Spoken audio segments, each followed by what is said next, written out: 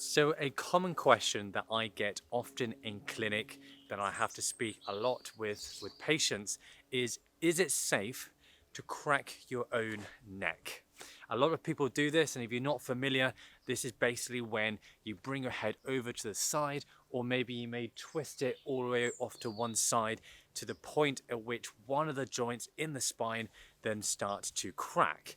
And what this cracking is basically where one of the joints, you're increasing the volume of that joint because you're separating, you're gapping that joint. And as you do that, you decrease pressure and then you create these bubbles which then pop. So that's what that sound is. And it often gives a nice relief, which is often why people will get into the habit of doing this quite often.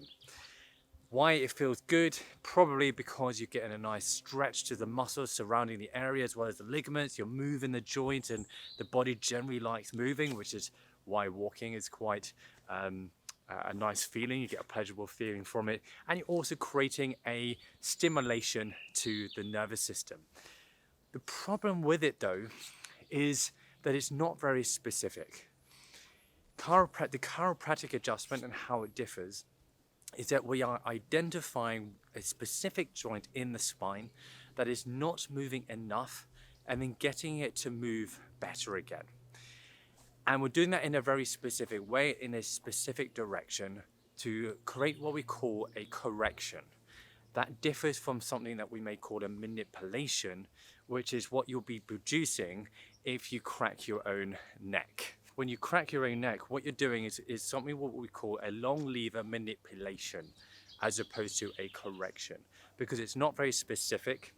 And what you're doing is by creating that long lever manipulation, you're going to move the joint that already moves too much. And so you're going to increase the balance between the joints that move too much and the joints that don't move too much or not moving enough.